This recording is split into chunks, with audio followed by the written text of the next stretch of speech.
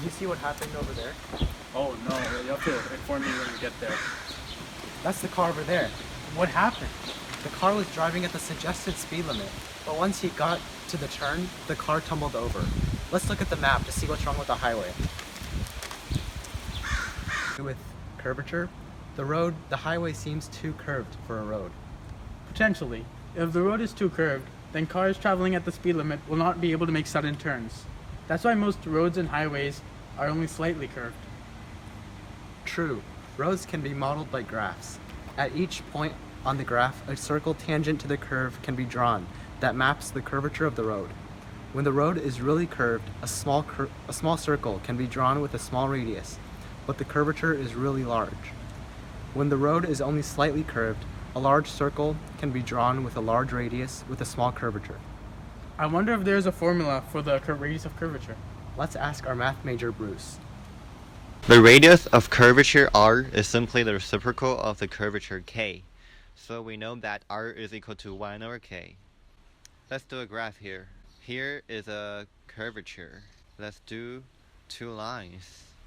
And we have 2 points, which is P1 and P2. And we also have delta S. And we have delta theta.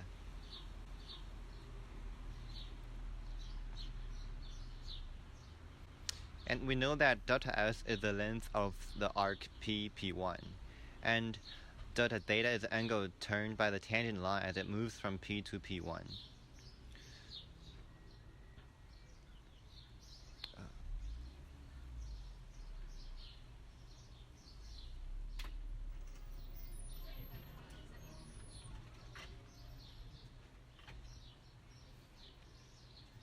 So the curvature of the arc from P to P1 is given by delta S over delta theta over delta S.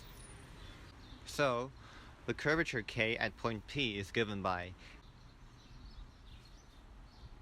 K is equal to limit as delta theta approaches 0, delta theta over delta S, which is equal to d theta over ds. So to find d theta over dx, we need the chain rule, which is equal to d theta over dx times dx over ds. We know that tangent theta is equal to dy to dx. So theta is equal to arctangent of dy to dx. Now we know that d theta to dx is equal to d to dx of arctangent dy to dx.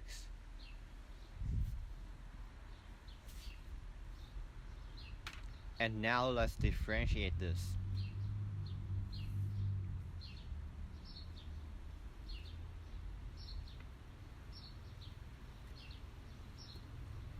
So d to dx of arctangent dy to dx is equal to the quantity of d to dx of dy to dx all over 1 plus dy to dx squared, which is equal to the second derivative of dy dx over 1 plus dy dx squared. We also need dx to ds, which is given by dx over ds is equal to 1 over dx to dx, which is equal to 1 over the square root of 1 plus dy dx squared. Now let's integrate all these together to get the formula of the curvature k.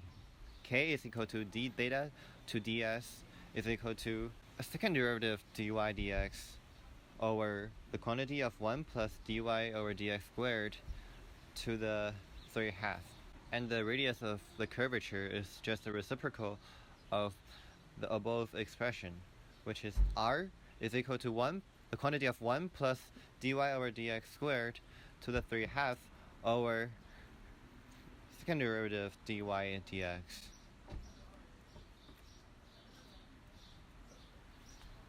And since the radius needs to be positive, so we take the absolute value of the denominator of the fraction, and we get the formula of the radius of curvature.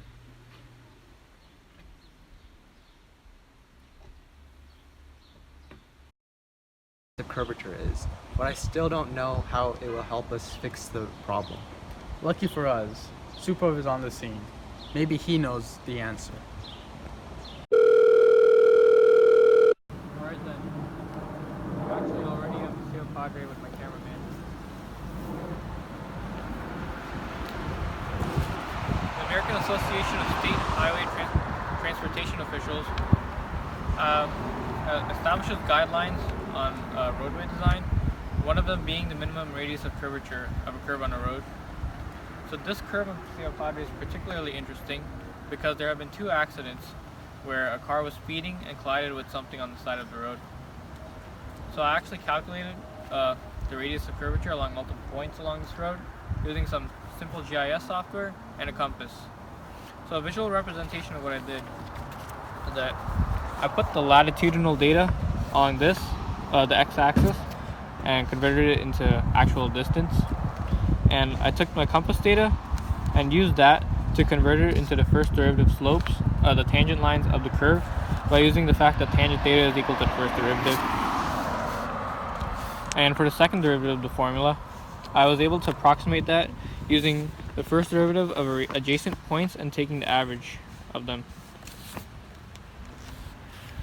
So the actual guideline is given by this formula, where V is the speed of the car, E max is the maximum roadway super elevation, which is basically the gradient of the cross section of the road, and F max is the maximum side friction coefficient, which is the coefficient of friction between the tire and the asphalt. So using all of that, I got an out of all the radii of curvature I calculated, the minimum was 240.83 feet. So the speed limit along this road is 35 miles per hour, but I think you know by now that nobody actually goes at that speed. So I calculated the minimum radii of curvature for different speeds. So at 40 miles per hour, we would get a minimum radius of curvature of 147.7 feet, but at 50 miles an hour, we would have a minimum radius of curvature of 230.78 feet, which is already pushing on the value of 240.83 feet. So the road itself isn't designed dangerous, but the fact that cars are going too fast is putting them in danger. And especially when you're on the downward slope here, it's really easy to push past the speed limit and potentially endanger yourself. Increase the curvature by increasing r, and since the curvature k is equal to 1 over r, increasing radius will decrease the curvature. Yes, I agree with you. The city should restructure the road so that the highway is not as curved and not as dangerous for people to drive on. That way, future cars won't experience crashes like this anymore.